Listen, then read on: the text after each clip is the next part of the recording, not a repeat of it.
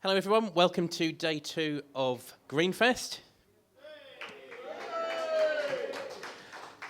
And our first talk today is from Richard Longstaff of Once Upon a Tree.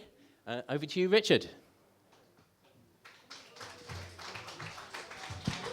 Thank you very much, thank you. Lovely to be here today. Are there any tree huggers in the room today? Yeah, good. I'm in good company then. Okay, so just thank you for inviting me today to talk at this event. I was here yesterday, so there's some brilliant speakers on yesterday and really enlightening, and there'll be more on today.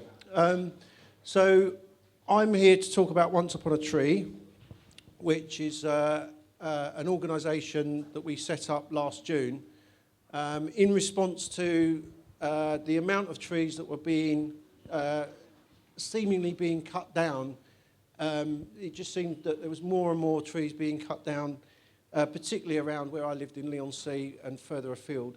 So I decided to put in a freedom of information request to the council because I was so perturbed at the amount of trees being cut down. And it turned out that there was something like 3,000 trees, almost 3,000 trees over the last 10 years had been removed from the streets of Southend. And that's a lot of trees. That's 300 trees a year, and we can't really afford to lose that many trees, particularly with the climate crisis. So I'm a member of the Green Party, and I'm also a member of Extinction Rebellion. And after receiving this news back from the council, I just felt compelled to act. I'm just going to go through the who, when, what, how. Okay, so we established ourselves as a non-profit social enterprise, so we're a small charitable status of a community collective that was just responding to the amount of trees that was being cut down in our community. We felt those trees were being taken on spurious grounds. We felt that the council's tree policy was out of date, and so we decided to act.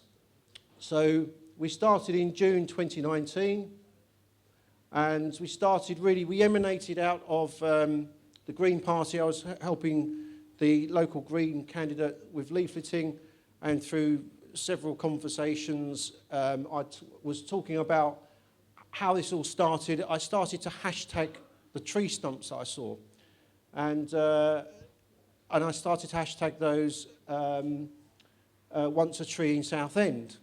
And so every time I saw a tree stump, I put that on Facebook and social media as Once a Tree in Southend, and that kind of evolved into Once Upon a Tree. So what's our core mission? Our core mission is to grow, protect and plant trees in our borough of Southend, but also beyond. So we're extending beyond Southend, and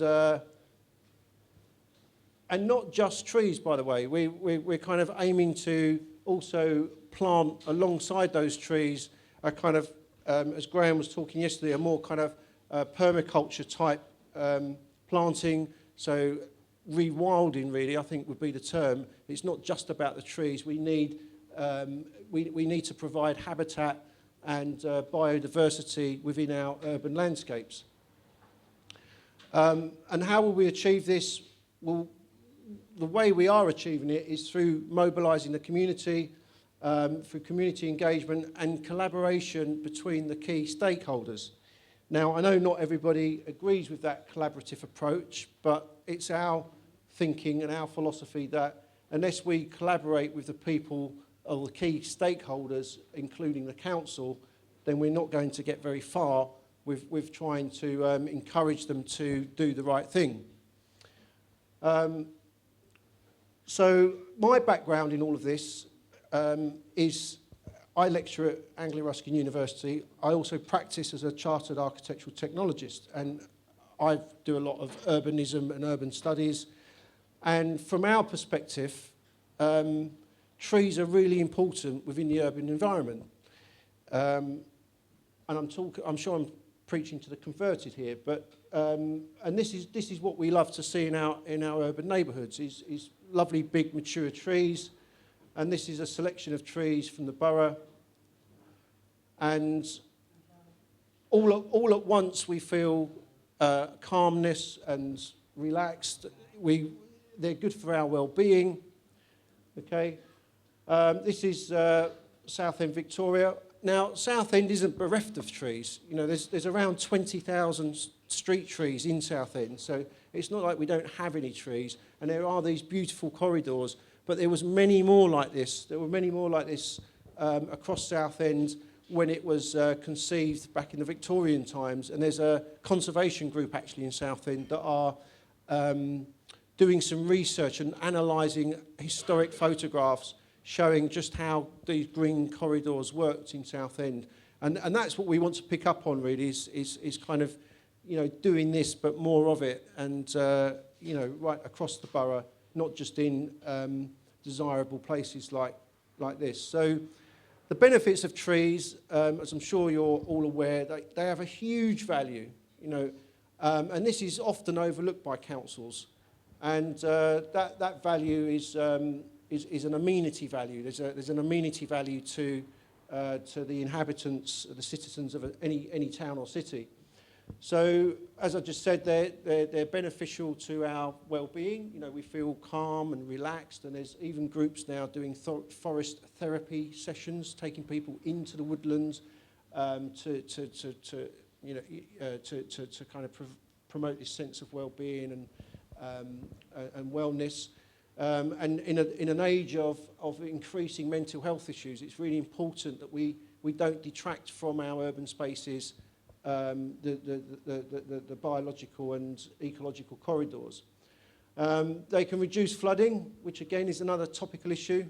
The more trees we take out and the more hard surfacing we lay down, of course, the water runoff is going to be quicker. The trees will attenuate that water, slow down that runoff. So they're really important to have trees in our urban environment.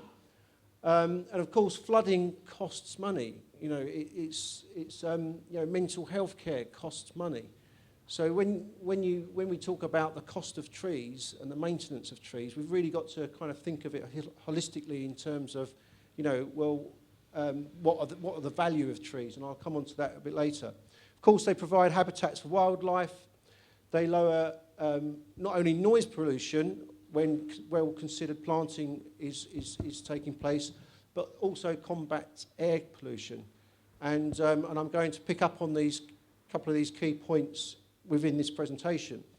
Of course, for those that are always moaning about, you know, the trees in their neighbourhoods, particularly in their streets, trees, a well tree-lined avenue will actually increase the property value. So although people do moan about trees damaging buildings and properties, it's very rare that happens because trees have been around in the streets for decades. These lovely old London planes here, you know, they're over 100 years old. They're as old as the buildings in the road, so they've kind of harmonised over the decades.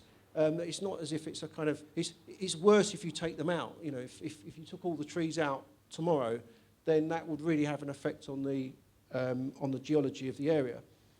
And then, of course, from my perspective, is the temperatures. You know, with climate change and runaway climate change, I think this year, I was just talking to Chris, we've had the warmest winter on record across Europe.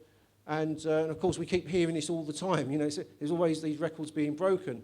And we hear about the 1.5 degrees and the 2 degrees, and we're on track for 4 degrees. One thing that's guaranteed, the weather's warming, and that has a detrimental effect on towns and cities. I'm going to talk a little bit about that, which is called the heat island effect, and why we need to regreen our streets.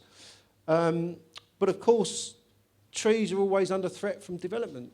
You know, there's a real conflict between the environment and the economy. You know, developers are all about making profit, and they do what they need to do by law, and they don't often go beyond that. They might plant a token tree, but I think we need to get the developers on board and really, really kind of build momentum in getting more trees and general greenery planted. And of course, they're essential for habitat. So when you read the statistical data about habitat loss, and in my lifetime, I was born in 1970, in my lifetime, wildlife population has diminished by 70%, I think, 68%. Globally, it's 75%. You know, and the decline of species is really frightening. It's really scary. So we need these green spaces. We need this biodiversity to create habitat for our native species. You know, and I think the tide's turning in acknowledging this, but we can't plant enough. So one of the other issues is biosecurity, and so what trees do we plant? We can't promote guerrilla planting because this is a real issue in terms of biosecurity. And again, as the climate warms, you've got this issue with beetle infestation. You know, the fungi and disease is more prevalent. You've got ash dieback, and we've got an over Dutch elm disease now, but there's a whole range of issues that are affecting trees across Europe. The beetle infestation across Europe has been disastrous. You know, thousands of hectares of forest have been wiped out. So we need a broad range of trees, and we need the right trees. And so it's not so simple as just grabbing a load of acorns and conkers and cultivating them. They need to be the right trees, a good mix of trees from the right source. So I'm sure if any of you that have children will be concerned about the air pollution. I've got 3 children, and I'm concerned about the air pollution. One of the reasons we don't live closer to the City of London is because we assumed that the air would be cleaner here. How wrong we are. And when you start to dig down a little bit into statistical data on air pollution, it really is quite worrying. It really is quite worrying. So this is a piece from The Guardian, 67,000 child asthma cases a year, okay? And some of this is directly responsible, is the car and traffic fumes directly related to that. Southend air pollution has risen since 2016. So I've dug down into some United Nations World Health Organization data. There's several hundred cities around the world that are monitored for air pollution. Southend is one of them, okay? Of course, as is London. And the UN's index is 10. It's a scale of 1 to 10. I think Brisbane is 6 or 7. Their ceiling is 10. Above 10, it's going to start to cause major health issues to the population. Southend's currently on 12, which is one of the highest concentrations of air pollution in the country, in the UK. London's now 11. So London's actually cleaner than Southend according to the UN data. And that's partly because of the ultra-low emission zone and all the old lorries and diesel buses and taxis. They're all slowly being replaced by cleaner diesel engines and, of course, electric. If you go to London now, you see a lot more electric cars and hybrids. And the World Health Organization maximum is 10. So concerned, yes, we should be concerned. And of course, Southend, the issue with Southend is we've got it all on all fronts. The air pollution. This is a statistic from Public Health England. Air pollution is directly responsible for 36,000 premature deaths a year. Currently, I think there's 2 corona deaths, and it's all over the front papers, and you know, but nothing. You do read about this, but not enough of it. You know, we should be screaming from the rooftops, really. So the problem with Southend, of course, is we've got an expanding airport. We've got the Thames Port. We've got DP World, which is developing. We've got Tilbury Port, which is expanding. It's taken over the land that was the old power station. There's a construction of a new cruise ship terminal at Tilbury. I don't know if anybody knew that.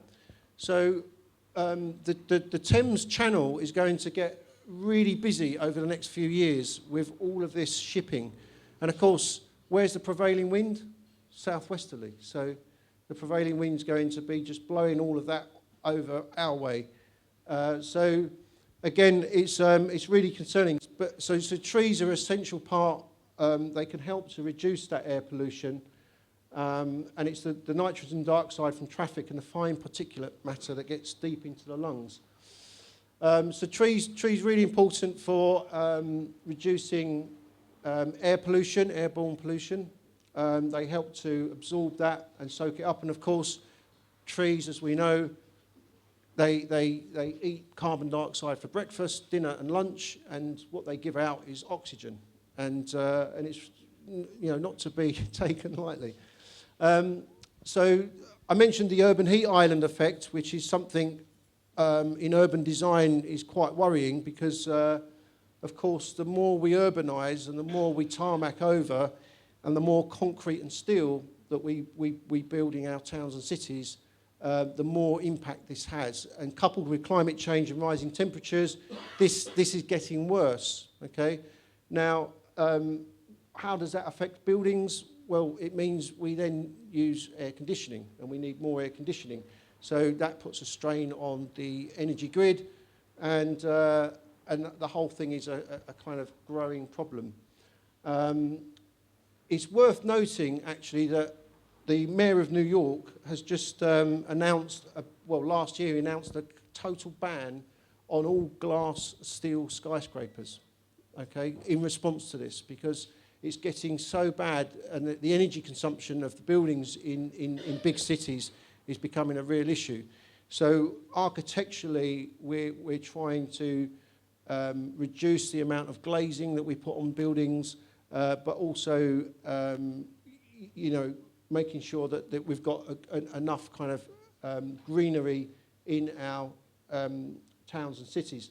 So this is a heat map of London, and so you can see the road corridor here, and where there's a lack of planting, you can see that road corridor, the heat island effect building up, and that's just going to get worse.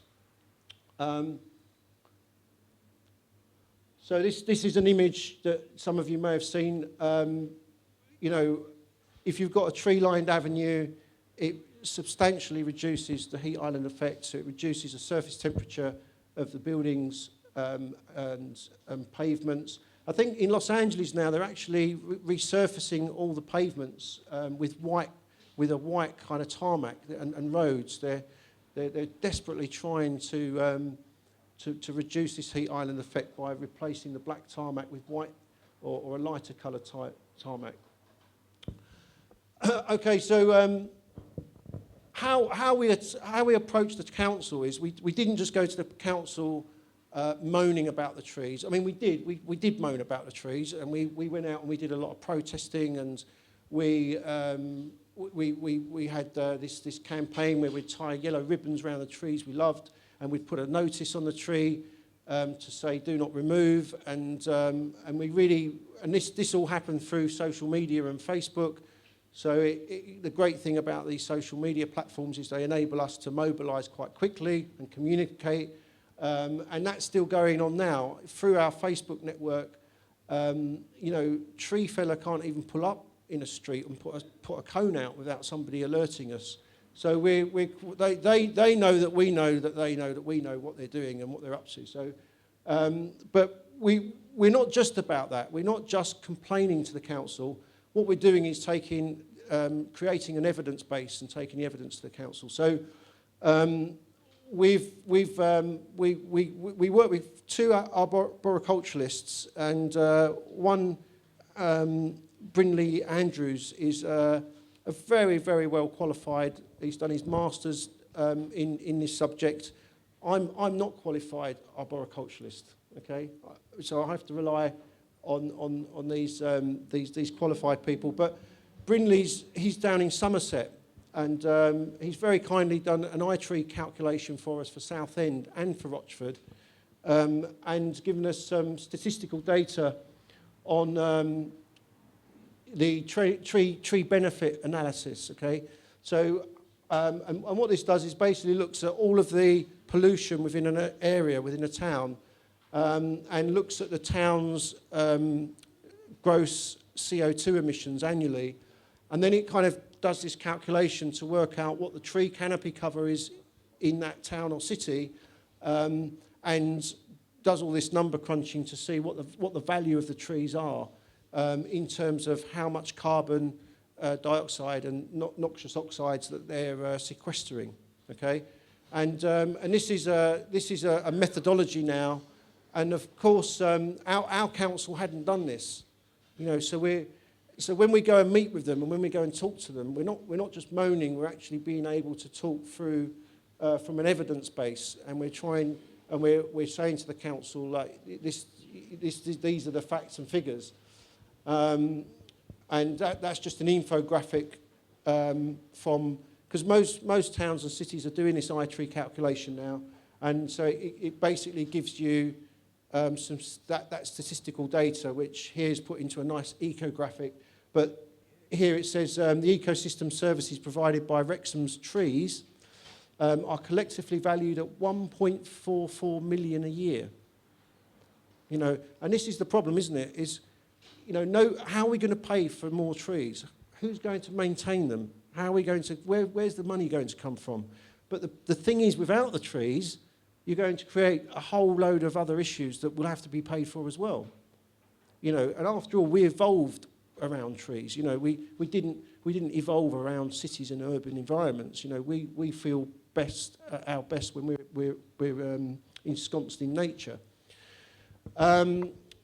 So dig a little bit deeper and you start looking into Forestry Commission statistics and the canopy, the tree. It's all about the tree canopy cover. So the tree canopy cover for coastal towns like Southend should be 15% minimum. Okay, that's the minimum, should be the tree canopy cover. At the moment, Southend is 13%. Leigh-on-Sea is just 10%, which is really worrying. And if you do some number crunching in terms of, well, how many trees does that equate to? It's quite a few thousand. You know, we're not talking hundreds, we're talking thousands. And of course, we've lost 3,000 trees in the last 10 years, and so we've lost tree canopy cover. The council, they had a fairly robust tree policy in place, but the problem was they weren't adhering to it, and nobody was really administering it, and it was out of date. It was 2003, and I don't think anybody had really looked at it much. So we kind of stimulated the council and said, like, you know, you really need to update this policy. And they agreed. That was the amazing thing, that you can't argue with facts. You cannot argue with facts. And I just said to the people at Soutehnd Council that, you know, you're way behind the rest of the country, the rest of the UK. You know, and this is a map from the Forestry Commission showing planting, and the government are onto this, the Forestry Commission are onto this, the Wildlife Trusts are onto this. You know, the whole country seems to be planting trees, and there are pockets of areas that are problematic. But this is a colour code map showing the amount of trees planted per 1,000 population, and the grey areas are none. And I don't know if you can see that there, but Southend as a unitary authority is grey. You know, there's nothing being planted by the government here. So we can change that. You know, as a community and as a collective, we can apply for this funding. There's funding available. You know, and we've just got to mobilise. You know, the council can apply for it. You know, so you know, what this is about is stimulating the council, stimulating what we've got. You know, and there's a very good department at the council, so it's about kind of working with them, encouraging them, stimulating them into action, and that's the approach that we've been taking. So this was the problem. This is what really gets you, you know, and this is what compelled me to act. You know, I haven't got time to do all this. You know, I've got a day job, I lecture, I practice, as, you know, I'm drawing all the time, but I couldn't anymore bear witness to this. And these trees, there's absolutely nothing wrong with them. There's no sign of disease on some of these trees, and it just begs the question, why are they being taken out? You know, it's very, very spurious. So you can see one of our ribbons and, you know, our mourning of the tree, the loss of another tree. But this really affects you, because that tree there outside Darlinghurst School, that was a beautiful, magnificent tree. You know, it's really wonderful. When it's gone, it's a bit like losing a limb. You know, you have this phantom limb, don't you? You know, if you've lost an eye, if you talk to anybody that's lost a limb, the mind still thinks the limb's there. And it's a bit like that with trees, because trees naturally don't just disappear overnight unless there's a storm, you know, and then you'd expect to lose a couple. But when you lose a big tree like that, you lose a big landmark, and that tree would have been there for decades. You know, all of my lifetime, that tree would have been there. And my argument to the council is that we cannot replace these trees in our lifetime. So in their tree policy, they had a 2-for-1 replanting policy. Fantastic. It's not that great, but at least they had a 2-for-1 policy. But the reality is, what they've planted over the last 10 years is barely a 1-for-1 policy. So what we have actually is a loss of 3,000 trees, mature trees, which would have had a great canopy, and what we've got replaced is roughly 3,000 saplings, which don't have the same canopy. It will be something like 30 years before those trees start to mature and create any kind of canopy that would replace some of these older trees. So in effect, over the last 10 years, we've lost significant tree canopy cover, you know. But there is positives in this. You know, I mean, this is Leon C near me. You know, the great thing about Google Earth and Google Street View, of course, is when you see the tree cut down, you can then go onto Google Street View and see what it looked like last year, or when the last time Google Street View car drove past. So, I mean, tell me what's wrong with that tree. You know, that was a year before it was taken down. And when you look at the stump and you look at all the evidence, you can't reasonably see why that tree's been taken down. So I'm really pleased to say, though, and I think it was a lucky timing more than anything else. But there was a new administration at the council, of course, and because we were protesting about this, and because we mobilised the community, and because we was actively engaging and going out, and people were up in arms about this, and then we was writing letters. We wrote letters to our councillors. We wrote letters to the Minister for the Environment at Houses of Parliament. We wrote to Lord, what's his name, Wolseley, who's now the designated UK tree champion. We wrote to the Wildlife Trust. We wrote to the Tree Council. We wrote to the Forestry Commission. We wrote to the Woodland Trust. You know, we started to engage people, and when the councillors got that sense of energy from the community, they have to act. These people are working for the community. They're working for us. And we need to work with them in order to. It's a bit like going to the doctors, isn't it? You need to work with the doctor to help cure you. Nobody knows us better than us. So we've got to work with the council. And there was a new post created within the new administration, a councillor for the environment, Carol Mulroney. And I'm really pleased to say that Carol put a stop on all tree felling after our campaign for the rest of the year. And I worked out, we probably saved about 70 or 80 mature trees being lost last year as a direct result of that moratorium on tree felling. And so that for us was a really big success, but it took us by surprise because we didn't expect that to happen. We thought we was going to be doing this protesting for years. We thought it was going to turn into another Sheffield and Stag, and we thought we'd be needing to be militant and, and all of a sudden the council have taken us by surprise and put a moratorium on tree felling. So, of course, we're like scratching our head. So, well, we didn't expect that to happen. That wasn't supposed to happen. They were supposed to be like, dig their heels in and, carry on business as usual. But, which, of course, there's an element of that happening now. They've started their process again. So this one was taken out, severely pollarded in the summer 1 year. 2 years later, it was severely stressed and taken out because of what's the terminology for it? There's a few spurious terminologies, but this is poor physiological condition, this tree. Poor physiological condition. And the reason it was in poor physiological condition is because 2 years prior, in the summer, it was pollarded brutally back to its trunk. And that would have severely stressed the tree because street trees really have it hard. They're not growing in open ground in the parks. They're not in a forest. They really have to struggle. The earth is compacted. Cars are thundering past right on their root system. And to do that in the summer really stresses them. This was another shot of a road I can't remember in Southend.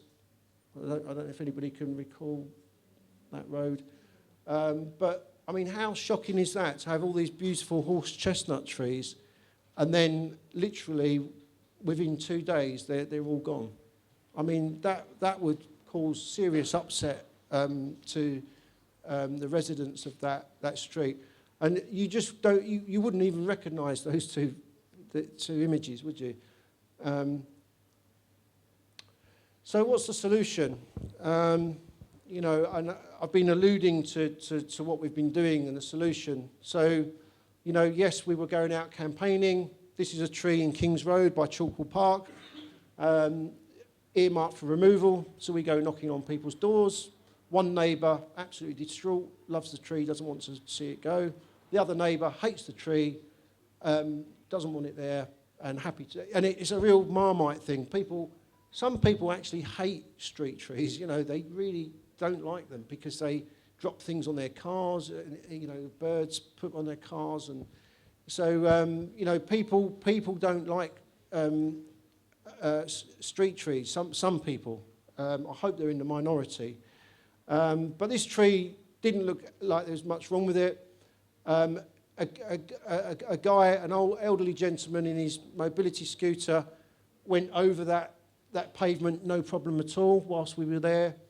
And the reason it was being removed was because it was incompatible with highways repair, which is another spurious, often cited reason. When we looked at that tree, and there's a multitude of things could have been done to the pavement, and so we disagree. Apparently, this tree is also affecting the sewer. Its roots grown into the sewer, but that's all manageable. That root can be cut out either by a robot within the sewer, or you can just do a kind of keyhole surgery and repair the sewer. You don't need to take the tree up because it's... But this has been the mentality for decades. People just don't value trees. Highways have never valued trees. And so, and this is when you talk to these eminent arboriculturalists, they've really turned it around in recent years. Arguing the point and debating that trees do have a value. They are important. Previously, people it's just a tree. Probably because years ago there were so many of them. Sadly, they're a dying species. This is a tree in Rochford that's under threat from development. So we're now expanding out from Southend. We've got a community group in Rochford, we've got a community group in Thurrock, we've got a community group in Chelmsford, Castle Point, Basildon, Wickford. People are now want us to go and do the same there and in different towns. But of course, there's not enough of us. So this has to be community-led. There's Simon. Simon and Julie were fantastic in the west of the borough, central Southend and beyond. You can't tell from this what is wrong with that tree. Why is it on the removal list? But fortunately, all these trees were saved by the moratorium, so we were successful. We had our first public meeting here in this pub, which was fantastic. We didn't know how it would go down, but we invited, through my university network, one of my colleagues, her husband is actually senior arboriculturalist at Hackney Council and has been for 25 years, quite an eminent arboriculturalist. And they advised me to get in touch with Chris Neelan. And Chris has recently retired, but he still gets involved with community groups. He's been doing a lot of work in Sheffield with Stag. And he was happy. He lives in Colchester, and he worked for Epping District Council for 33 years, I believe, but had a lot to do with London trees as well. And he's actually the arboriculturalist that trains arboriculturalists in London and Essex. So he's an educator, and he's eminent. Everybody in the industry knows Chris. So what we found in Chris was a real friend, and what he was able to do was to come down and just give us that authority. If we held that first meeting with just us, we're not experienced arboriculturalists or qualified, what do we know? Nobody would listen to us. But what Chris did was give this really impassioned speech about his experience, and fortunately, there were councillors there. I don't know how many, but I think there's about 5 or so councillors, and they took on board all of this and took it back to the council, and said, well, they've got a point. They're not just moaning about tree felling. They're actually holding gatherings with informed conversation and dialogue, and that's what we did at that meeting, really. And Chris, we took a few nuggets away from Chris, actually, that has really helped us. He's put the wind in our sail. And one of those was that he reckons that Southend needs to plant around 1 million trees. That's what he said. If you're going to deal with the onset of climate change and the temperature increases, and replenish the biodiversity, the lost biodiversity. Now, there's not the space to plant 1 million trees in Southend, and that's a wider conversation that we need to have across the world, actually, is where do we plant all these trees? When you look at Southend on Google Earth, there's lots of green space, but most of it's recreational space, football fields, rugby fields, cricket pitches, general park space for fairgrounds, travelling fairgrounds. So a lot of the green space in Southend isn't actually available unless we start to grow trees on and around these recreational green spaces. One of the key things that I took away from Chris's talk was this diseased trees can be managed in decline, and he spoke about a couple of cases, gave us a couple of anecdotes about how in his experience trees may have 10 or 15 years life even though they're diseased. So you don't have to remove them straight away because they're diseased. And the terminology he used is safe, useful life expectancy tree assessment method. I'm sure there's an anagram for that, but that's what we'll need to move that into an anagram to make that more memorable. But basically what it is that rather than just taking a tree and removing a tree because it's diseased, because of course that's one of the 5 Ds of why, is a tree dangerous, diseased, causing disruption, and etc. So I believe that the council were too hasty to take these trees out. And what we're saying to the council is, rather than just take the tree out because it's diseased, think about how far the tree is diseased, how dangerous is it, which is difficult. That's a difficult value judgment. But rather than take it out, plant 5 saplings around the tree in the same street, and then monitor it more than you would do normally, like once a year or once every 6 months, and say in 5 to 10 years' time, that tree will need to be removed. So be more proactive on the tree removal, and then in that 5 years, the saplings can grow, and it wouldn't be such a loss. Okay. The other thing that he introduces to is the CAVAT system. So the CAVAT system is a tree evaluation system valuing the amenity value of the tree. And some of these big trees are worth tens of thousands of pounds.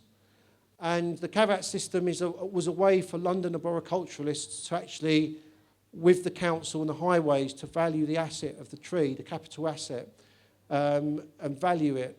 And it wasn't until they started valuing trees and applying monetary value to the tree that the councils and the highways started to take that tree seriously. So our council don't do this. We think they should. We think if they did, if they take a mature tree out, they should be planting something like 100 saplings, okay? Not 1 or 2 saplings. But it's challenging, Again, it comes down to cost. And then the other thing he said was to set objectives and measure them.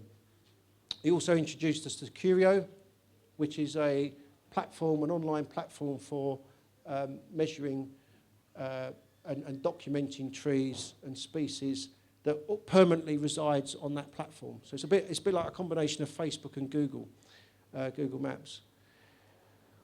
And that's Curio. I don't know how long I've got. Am I okay? Okay. Another 15 minutes or so. So Curio XYZ, sorry, we're in England, is this online platform, and it's great. And what we're trying to do is encourage residents to document, to upload this app to their phones, and to document the trees that they love in their area. So if these lovely London plains, if we could get those documented on Curio, that would be good. And we're slowly populating this online resource, but we need members of the community to help us to do that. So it's just an app you have on your phone, and it's very simple to use. For me, there was a barrier to even opening it up because I thought it'd be complex. It's really simple and user-friendly that anybody can start to use. So the other thing that we promoted to the council was really just to tell them what's happening, this is literature from the Tree and Design Action Group, and I love this literature. I mean, architecturally, we're all about graphical communication and how to get sometimes quite complex concepts across, but in a graphical way. A picture tells 1,000 words. An infographic tells 5,000 words, because what you're doing is annotating the graphic. So, and this is all about the protection, the compensation. So when trees are taken away, what is the compensation? The design and layout of streets and neighbourhoods, and the management of the trees that we have in our urban environment. And this is what we should be doing in Southend, and I think that we should be more radical in the Southend 2050 emerging local development framework. I think we need to think about environmental infrastructure. net biodiversity, creating these green corridors and these green buffers.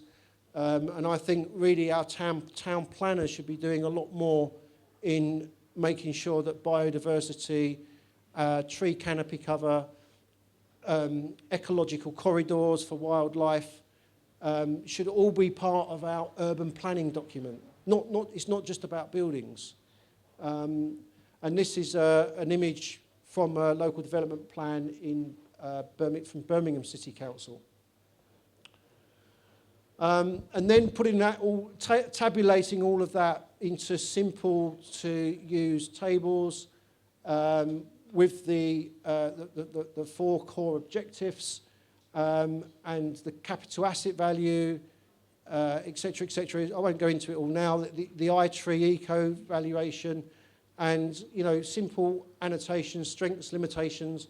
So putting all this into a very easy to navigate system rather than all within a complex tree policy, which is currently what they're working to, which is why nobody looks at it, which is why it's sat in the archives for so many years. So so this is the 4. I won't go into too much detail because we haven't got time, but this is the 4 themes: is the protection of trees, making sure we understand the value of trees. So even if they are affecting buildings, which they very rarely are, but if they are affecting sewers, buildings, pavements, curbs, roads, we need to really ask ourselves, well, how much is that tree worth to us, and how much is the value of the maintenance that needs to be done or the remedial work around the tree? And we think we could, I've got no figure, I'd like to think we could halve the amount of trees lost just by applying this CAVAT value system. And then the compensation for when trees have to be taken out. We need to, really think about the replanting strategy, and particularly with developers. If a developer needs to remove a tree, they need to pay for it. So some of these big mature trees can be worth as much as £60,000 to us. We also have the community infrastructure levy that developers have to buy into, contribute towards. And that community infrastructure levy, part of that should be going into our maintenance and management of trees. So the money's there. We can do this if we put our minds to it. So, and then designing these ecological corridors so that it is in-line, joined-up thinking. It is creating biodiverse habitats, water attenuation, and dealing with the accelerated runoff because of all of the tarmacking and drainage just gets overwhelmed. So making sure that we've got a robust policy for design. And I've said to the council, we have these big emails exchanges. It takes me a week to respond to their emails, but it's really comprehensive. And we're saying to them, we need to have method statements within the new tree policy. And there is a new tree policy emerging from Southend. And what was brilliant about what they said, because we said this tree policy is out of date, it needs revising, and they said we're going to do more than that. We're not even going to revise it, we're going to rewrite it. And so there's a new tree policy emerging, but we still haven't seen a draft. All we've made is recommendations of what that tree policy should look like and what should be in it. And we continue to press them on that. And part of that is that literature, more infographic, more user-friendly literature. So we're also trying to encourage people to plant and cultivate seeds. So Gemma and Alan at the Refill Room in Leigh-on-Sea were kindly promoting our effort to encourage people to start cultivating trees. But of course, it's a slow process. It's a slow process, and we planted all these conkers, loads of conkers, and this is my naivety. The squirrels took all the conkers, so by the next morning, the squirrels are just there wasn't a conker left. There'd probably be horse chestnut trees growing up all over my garden because apparently squirrels can't remember where they've hid their bounty. So there's always one or two that get left in the ground. So I'm hoping that may work. So, but people have started doing this, and it's fantastic because we'd like to engage more with schools and get the children and families doing this because it's a wonderful thing to do, and it connects children back to nature, which is in this day and age with screens is a big issue. So that's the refill room in Leigh-on-Sea, and Soutehnd Council are doing some really good stuff as well. Their parks and landscaping team are really onto this, And at first, when we were challenging the council and in our combat mode, shall we say, we really ruffled their feathers. There was this little bit of stand back, like whoa, because we were kind of challenging them quite severely on their policies, on their methods, on the contractors they use. We was really pushing them, but I realised that we couldn't push them too far because then we'd lose that two-way dialogue with them.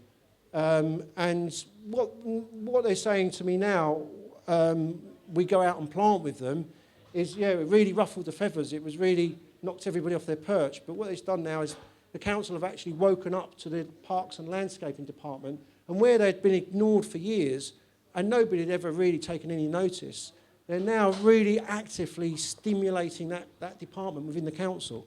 So that's another real success story. So another thing we're doing is trying to encourage people that have saplings growing in their garden. You think, bloody hell, where did that appear from? That wasn't there 3 years ago. And so this is another way, people generally pull them up or cut them out. But we're suggesting, let's take those trees and replant them. And people have got loads of people coming forward saying that they've got a sapling they'd like to replant. And this is another really quick way of getting trees planted in our community. And then this was the said tree, it was an oak tree being planted at Owl Wood. I can't remember the name of the woodland, but it's in near Eastwood, not far from 127. So we're trying to raise awareness, disseminate knowledge. We're trying to help plant more. We're doing a tree certificate scheme where people can celebrate a birth or a birthday or somebody's passing or what have you. And we're having a lot of people coming to us now wanting to plant a tree in memory or in celebration of a loved one. We want to reach out to landowners. We want to engage with schools, and we want to plant within their curtilage. Private landowners, we want to encourage people to plant a tree or two at the back of their garden because, of course, a lot of our green space, most of our green space is actually garden space. So we're now engaging with fairs. So this was Leigh-on-Sea's first ever eco fair arranged by Gemma and Sam and Hannah from Eco Essex. And this was at Lee Road Baptist Church, which was really good, really well attended, and it was fantastic. People were bringing saplings to us. All these saplings are what people brought into us in order to go and plant out. So it's fantastic. It's really, and it's a really positive thing as well. Planting trees, it's got a real feel-good factor to it. This was Keith. He was our very first tree certificate recipient. Not that he bought the certificate. His wife bought him a beech tree for his birthday, and that was fantastic. And then we're starting to link up with other organisations that are already doing really good stuff in the community, like Trust Links. And I know Matt was here last night, and I saw him cycling in today, actually. I'm seeing a lot more of Matt now, funny enough. And so we were at their Seed Potato Day, again, handing out stuff. And we're appearing in the Echo. Every time there's something on the trees, the Echo will get in touch and they'll want our commentary. So whenever a councillor or somebody from the council starts to talk about trees, then we've got our comments in there, spokesperson from Once Upon a Tree. And so, for example, when they announced they was planting 1,000 extra street trees, I was quick to say, well, that's over 3 years. So that's only 333 trees a year, which you've only been planting 1 for 1 for the last 10 years. So, and you should have been planting 2 for 1 by your own tree policy. So we're no further forward. All you're doing is doing what you should have been doing for the last 10 years but haven't been. So, so we're there to kind of checks and balance, fact-checking, I think they call it, isn't it? It's a term I learned recently, fact-checking, which is what we see on social media a lot now, having to fact-check posts and things. So this was amazing, actually, because at the Seed Potato Day, you know, we had Paul, Duncan and Liz at the stall, and the mayor, I was shocked, actually, because the mayor opening the event with his wife, dear old Councillor Lamb, he just got a thumbnail. And we've got like the main spread across the page. So, you know, this is, I don't know why. People seem to think I'm mates with these people and friends with, I've got friends in the council and I've got friends in the Echo. Well, I haven't at all. But they're really, but we do have a working professional relationship with these stakeholders, you know. So, and also we really getting on board with the council's really up their game.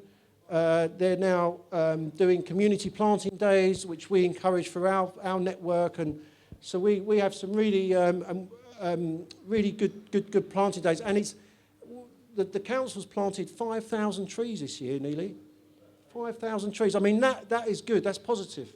Most of them are whips, and the take-up rate of that might only be you know 60-70%. We will lose some of those whips, but they've never planted like this before, ever, never.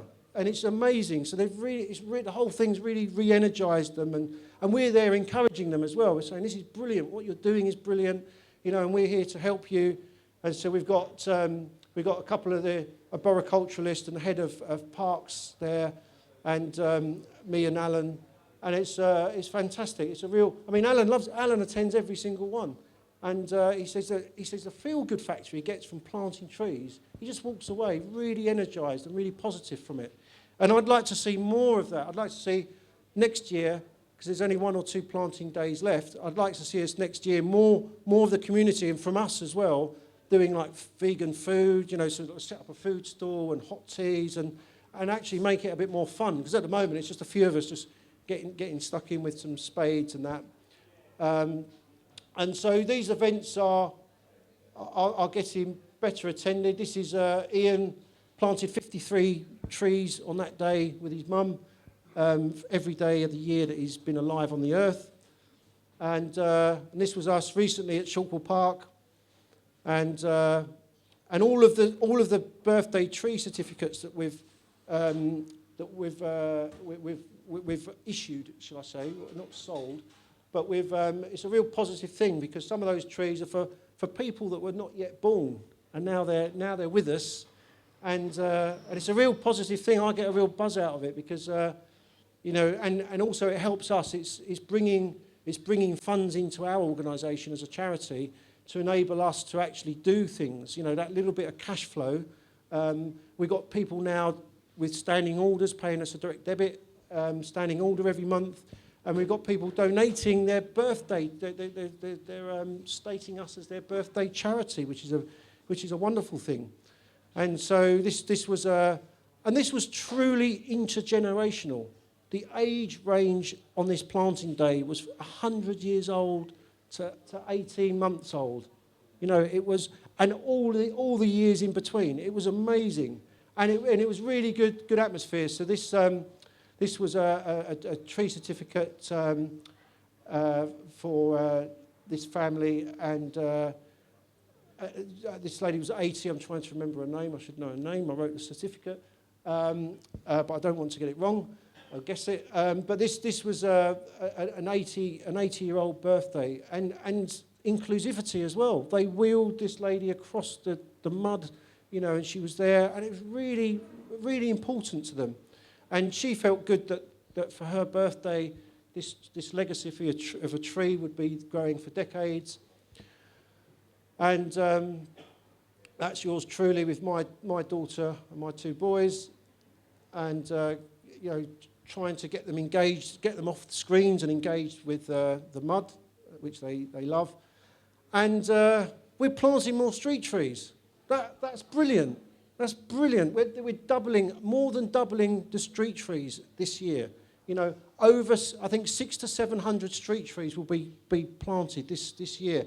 And this is in my road. Now, again, I've got no mates at the council, like people think I have, but they must have been listening to me, because these guys planted 12 trees in my road. And I tell you, I went out and I made them a cup of tea and hot cross buns. I was so over the moon. I didn't know they were turning up. And they were over the moon. So, I mean, give them a bit of love. You know, this is Tree Fella. You know, they're just doing a job, right? Any gripe anybody's got about Tree Fella needs to be at council level, not the people on the ground, because the people on the ground are just doing a job, you know, and they're good at what they do as well. And you know what? A lady came out, a neighbour came out across the road, drives that car there, and they've got 2 Chelsea tractors. Not against anybody driving a Chelsea tractor, it's just I just don't happen to drive one. And she was fuming. She marched across that road like, you know, as if she was going to wage a war. And she said, "What on earth do you think you're doing?" And the guy said, "Well, we've just been instructed to plant these 12. We don't want the trees in our street. Where are we going to park? Parking's bad enough as it is," she said. She said, "You know," and I thought, well, get a smaller car, you know, or give one of the cars. I didn't say that. I said, "Get a bicycle." Get a bicycle. And she said that. She's a neighbour of mine. I know her. I know this lady. And she said, the parking's bad enough as it is. I said, I'm really supportive of it. I said, I'm really, really loving the fact. And I said, I've asked them to plant the tree outside my house, because there was a car parked where the spray was on the curb to plant it, which was the next door.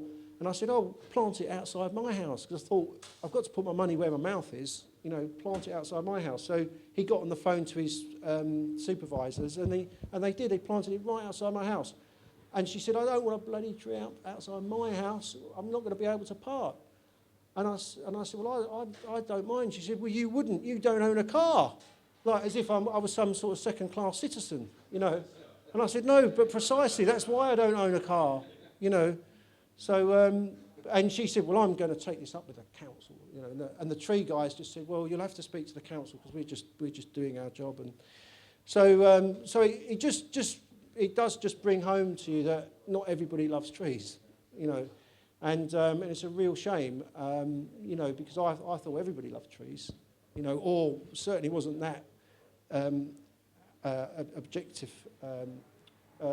objecting to trees being planted. So this is a special lady. Am I overrunning? All right, I'm going to wrap up. But this is Bernice. She's 100 years old, and she loved what we were doing. And she, on her 100th birthday, she asked for all her friends and family to donate to our cause. And I was really, really humbled by that, because I wasn't expecting it. And this is our treasurer, Carol, who's a chartered accountant. She deals with all the money. We don't touch the money. She thought she was going to be donating £200 to £300. She actually donated £650, because everybody in her family really supported the cause as well. So they gave generously, and all of that money came to us. So a lot of those trees that we planted in Chalkle Park were because of Bernice. And her niece wrote that, you know, long after you've gone, there will be a forest that whispers your name. You know, and it's just tremendous. The feel-good factor is just off the scale. And so I cycled all the way to a house in Southend because I wasn't able to make this meeting. Thank you, Paul. Brilliant photo. But I cycled all the way to Southend with a very special tree certificate to put in her 100th birthday album. And we had the most wonderful conversation. And it was just, for me, it was just magical. It was really lovely. And, we had a cup of tea and a chat, and it was wonderful. And she was so full of energy. Her family said she was so energized by this act and what she'd been a part of and been able to contribute to. And we can't thank Bernice enough and her family. And she, 100 years old, turned up on the day, damp, cloudy, not the warmest of days, and hobbled across to the planting patch and got her hands on the shovel. She really, really wanted to do it. So, tree certificates. We are issuing tree certificates. So reduce your consumerism and consumption. And if you're thinking and scratching your head, what do you buy? The loved one that's got everything.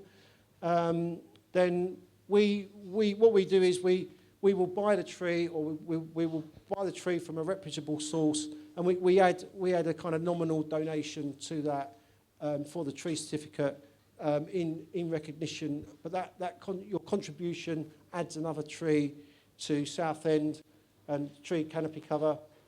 So the next steps I've been kind of alluding to, but we do need to engage with communities. We need more community support. We need help.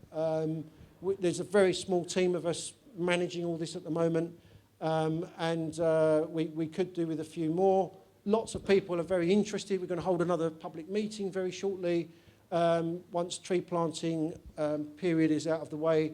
But yes, if anybody wants to come and join us and get involved, and we try to spread the burden. We don't want to burden anybody too much, but the more of us there is. And then there's our recommendations for council, which is quite in detail. We're being very, very comprehensive with our recommendations to council, and we think where necessary there could be independent review panels. I've run out of time. I was going to talk about what I'm doing and what I'm passionate about. There is the odd sporadic tree planted on new developments. This has come out in the last couple of weeks, and I wrote a detailed brief for this because it went out to public consultation. And look at the amount of trees and green spaces. We are turning it around. We are turning it around. This is Audi's new car park extension in Chalkwell. Look at the amount of tree cover in that. Retaining trees, and also the permaculture happening at the base as well. It's a real kind of biodiverse planting strategy. One of my heroes, Ken Yang, bioclimatic design. I'm going into architecture now. This is what our urban environments should and must look like going into the 21st century. This is what our ecological corridors should look like. This is what our buildings should look like. This is Singapore Airport now. Okay, this is Sweden on a recent visit with a forestry organisation. Look how green it is! Isn't it wonderful? This is Beijing in China. Right in the middle of the city. This thick urban forest, and look at the shading. It's cool as you walk down that street. It's amazing. And then, people come out and they congregate and the community gets together. They're dancing, they're playing games. Why can't we do this? I know our weather doesn't permit it in the winter, but why can't we be doing more of this? And this is what we should be doing: is permaculture, planting, greenery, vertical axis wind turbines, tram networks, sky rails. No, this is what we should be working towards. It's not just trees. It's the whole deal. It's the whole biophilic design principles. This is one of my projects that I'm working on at the university. This is I don't know if you'd recognise this space, but this is a sky rail. It's a cross between a tram and a cable car. and to try and encourage people, give another alternative means of public transport without carving up another piece of land in the urban landscape. Because where do you fit the trams in the UK? And this is a terminus. This actually is that. It's Victoria Circus. And we would like to propose an infill in here and a sky rail to either end here. But that's what it could look like. Southend. It's not unimaginable. And we've got this massive Queensway development on the cusp of doing that.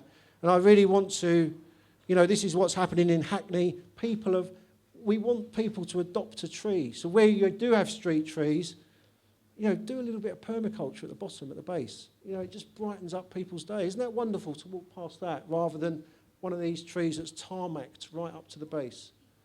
This is just literally just happened in Hackney, so thank you for listening. You've been very patient.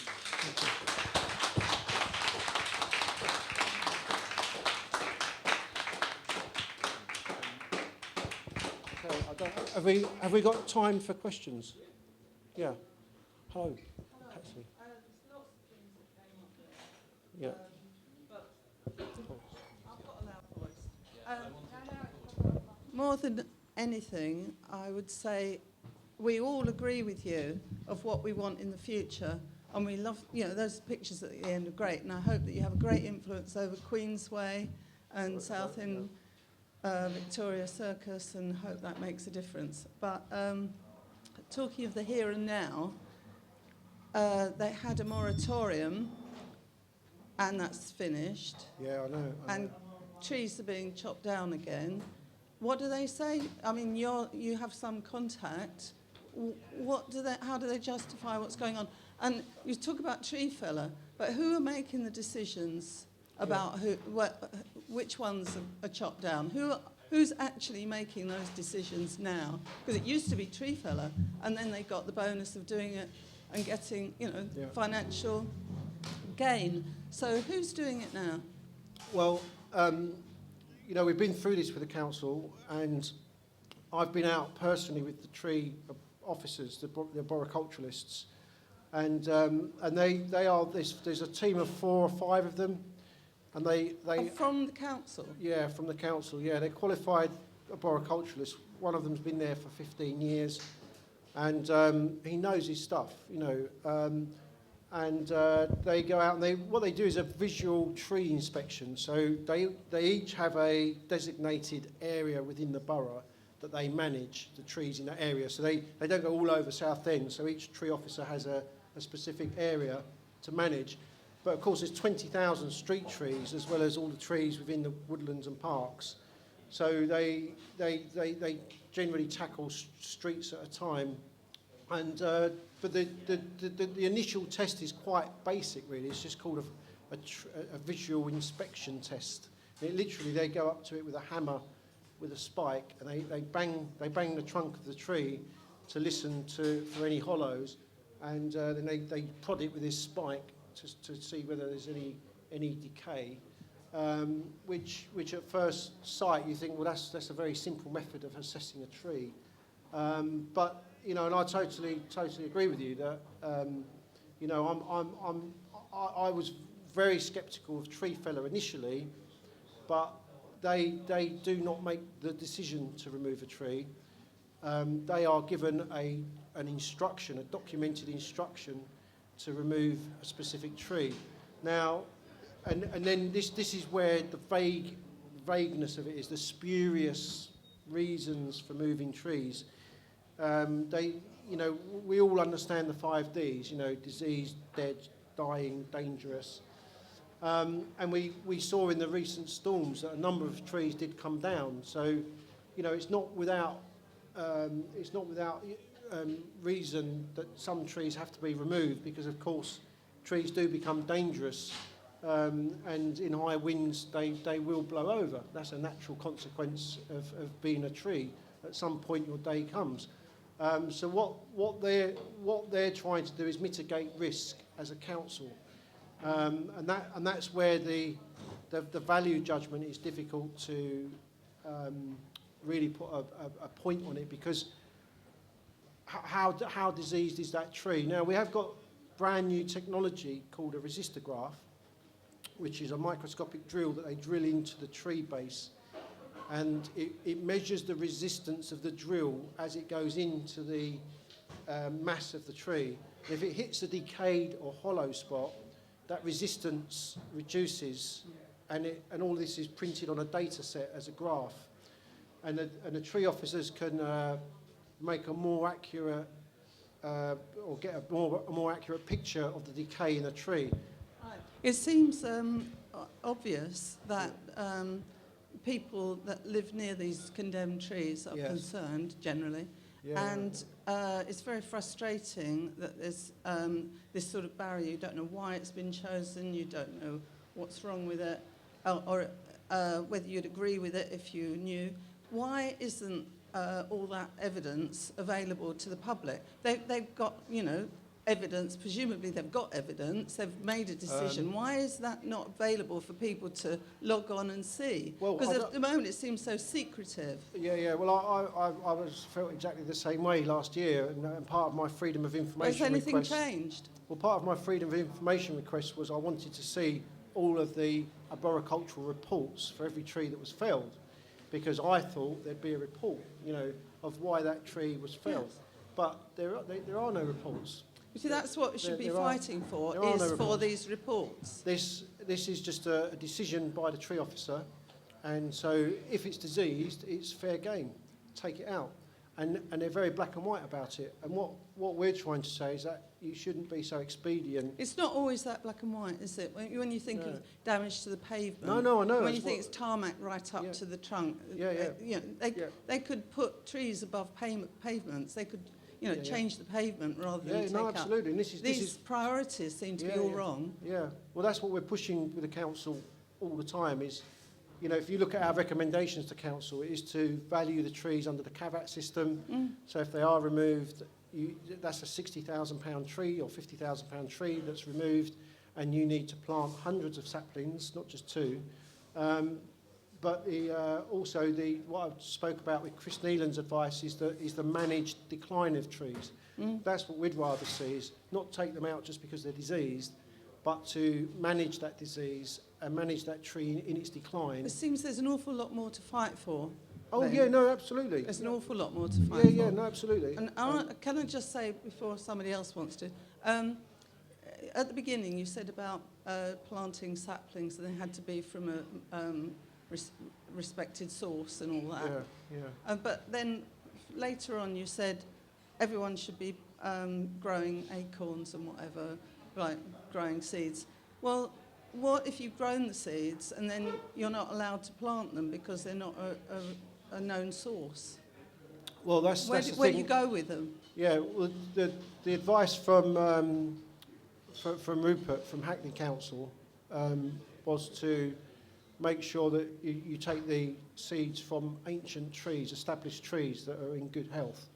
But it's a big concern generally with councils across Europe is the biosecurity and the risk of disease. Soutehnd Council buy all their trees from Bartram's. They come in from Holland, and so and that's sort of a very managed source. So what they're sceptical of is not knowing where these seeds have come from. I mean, and I kind of understand that, particularly with horse chestnut and ash trees. Right, because of disease. Yeah, because of the disease, and they're sceptical of that. Doesn't mean to say we can't plant these trees in our gardens. A couple of trees at the back of the garden. I've got 5 lovely oaks growing in my garden, and they're all self-seeded. So also private landowners and schools and things like that. So we think it's just kind of bringing it all together. Trying, and that's what we're finding difficult. I mean, I can't do everything. And it's really difficult because I'm having this dialogue with the council, and they're big comprehensive dialogues, So, and every time, and it's not an easy dialogue. It's not an easy dialogue. It's been a prickly dialogue, because I am pushing these very issues. I want to see more of a proactive approach and planting 5 to 10 years before a tree comes out. Yeah. You know, but that means they've got to accelerate things to get ahead of the game, ahead of their... Well, I just feel that the public should have more feedback and appeal. If there was one at Priory Park that was chopped down, there was no appeal. What was the reasons given, John? I mean, it's one of the things that they use constantly, and it's this fungus infection deep down in the lower roots, where every time you question it, they say, oh, but there's no evidence above ground, there's no evidence in the roots, shallow roots, no evidence in the branches, no evidence in the thing, but it's there. Now, as you say, there are no reports. Now, without any reports, any decision they make is irrelevant and spurious because there's no evidence. So now they're saying, oh, we've had to cut this tree down in Priory Crescent because it's got fungus in the root. But in the same breath, they say there's no way of telling that there's a fungus in the root. So they can say that about any tree. And without any reports and evidence, I mean, you work in a commercial world, Richard, you know that everything is based on reports and evidence. They have no reports and no evidence. Every decision they make is illegitimate because they can't prove a thing. Well, I mean, one of our recommendations is to have an independent tree inspection panel. But when you start to think through the realities of that, that would mean getting in an arboriculturalist, external arboriculturalist, and there's a couple that we could use. It's not going to be that cheap. No, sorry, I disagree. It's a matter of the staff that they have at the moment doing their job correctly, evidence-based. Well, if you're assessing the tree, you must write a report. But there are no reports. No, but to write a report would take time, and that's an extra. They would almost need to double their staff or at least take on the admin staff in order to write the reports. So at the moment there isn't anything. There's nothing written about what their conclusion Not from my understanding, I've never seen anything, and only what's put on the website. So. As I see James lurking, I was going to say, could I ask that you continue this conversation after there are people that have questions. Right, sorry. Very, very much for time. That's okay, I don't need the mic. Mine's very quick. Whilst I agree with most of what you said, is there not a risk, say with the universality of managed decline, that then acts as a reservoir of infection for healthy trees? Well, yeah, I mean that's where professional value judgments comes in. You know, it's not for me to say or for anybody that's unqualified. It's for a trained arboriculturalist, a specialist, and the 4 or 5 tree officers are qualified at the council. So and it's a value judgment as well. I mean, how much risk is a tree? You know, how do you measure that? You know, so it's really, really challenging. And this is what I was about to say, was that if we brought somebody externally in, and who are they to challenge the council's professional advice? Because who's going to take on the risk? Whose insurance is going to be put on the table when the tree does eventually fall over? So I think we do need to see some evidence base of like the resistograph printouts, and what we're recommending to the community is the trees that we love and that we cherish and that we wouldn't want to see removed. You know, we need some tree champions and to celebrate these trees that are established in the community. And if they are on the removal risk, what are we going to do about it? What are we going to do about it? Because as Mark was saying, this particular fungus is below ground. You can't see it. But even when you can see decay in the tree, it doesn't mean to say that the tree needs to be removed at that moment in time, but its decline can be managed. But then who's going to make those decisions? It all comes down to insurance and risk. That's really hard. It's really hard. We've got time for one more question. Yep. Hi, I noticed you got a petition on the council website. Is that correct? Yes, we did have a petition on the council website.